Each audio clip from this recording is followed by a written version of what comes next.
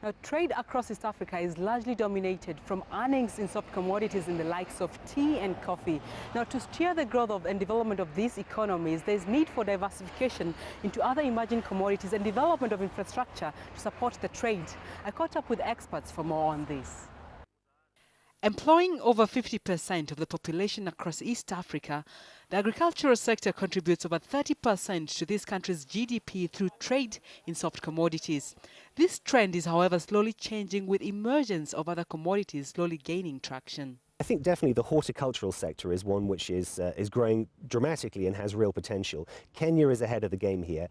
Kenya has developed a particular model for exporting cut flowers, live plants, frozen vegetables to markets in Europe using refrigerated aircraft. In fact, I live in the north of London, Hampstead, and when I get back home every day from work, they're selling Kenyan lilies on the streets. So I know they've come in that day from Kenya.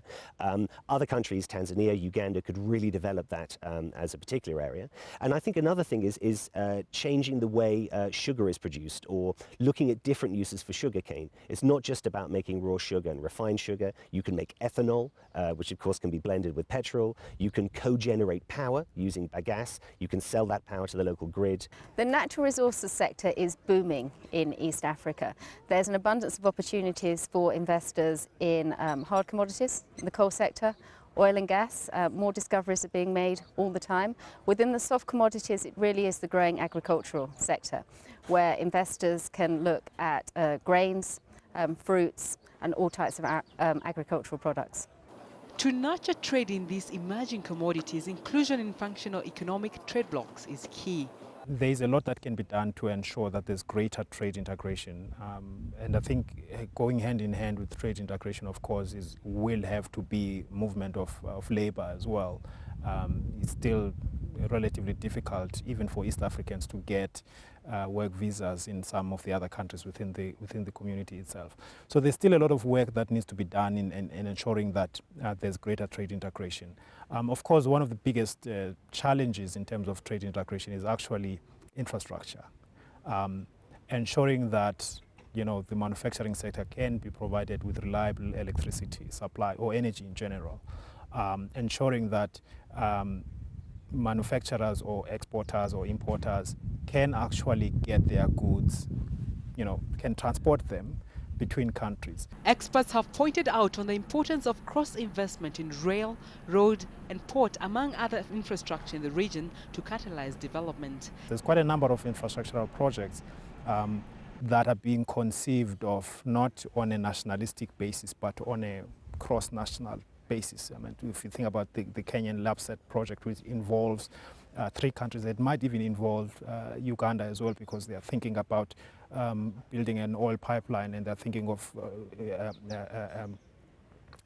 connecting to that as well. So there is a lot of work that has been done. There's a lot of concentrated thinking that has been done on the part of policymakers to try to address these infrastructural problems that will enhance trade going forward. Well, clearly investment is one of the key issues here. There needs to be investment in increasing port capacity in Mombasa, road capacity in particular, rail capacity, and that's why the Lamu port project and LAPSET is very interesting. It could create a new trade corridor going through the north of Kenya, up into Ethiopia, South Sudan and into Central Africa. In an interesting twist, Kenya and Tanzania, which are well situated on the coastline, haven't optimized on their positioning when it comes to operational efficiencies at their customs in comparison to landlocked Uganda and Rwanda. One of the reasons goods move so quickly between Rwanda and Uganda is that Uganda in particular has very effective customs procedures in place. It uses technology very effectively, but its customs officials are also very efficient as well, and a high priority is placed on the speed with which goods are transited. Now, Uganda has an added incentive to do that because it's a landlocked country. It always has to clear at least one country before it can reach a port. I think what Kenya can do in that regard is adopt some of the procedures that Uganda has in place, but I think at a very basic level it's organisation, minimising bureaucracy and then enhancing the infrastructure that's in place. So that's improving roads and improving rail connections. On the other hand, it will be paramount for financial institutions to structure systems and adopt technology which can be seamlessly integrated across the region in a bid to help ease trade transactions. What we're currently seeing across the region is a huge increase in intra-regional trade. Previously, the focus used to be everybody trying to position themselves to exploit overseas export markets, but increasingly as the countries become bigger economic blocks, many of the service providers, manufacturers are seeing a lot more business within the intra-country trade.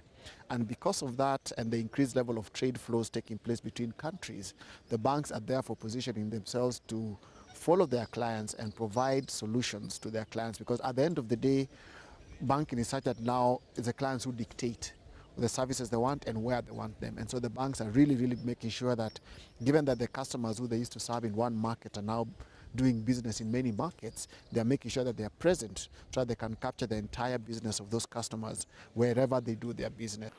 Going forward, as the East African community comes to shape, strategies towards bilateral trade with other blocs will help boost trade across these and other regions. For me, I think the most important thing is to have a series of functioning trade blocs in Africa. SADC is clearly the most developed. It's been around for the longest time. The EAC is probably the model that people want to copy.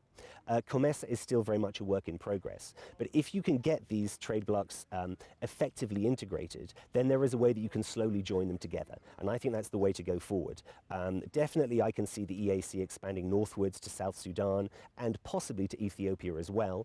Beyond there, I think it would be much better for the EAC to come up with bilateral accords with different trade blocs.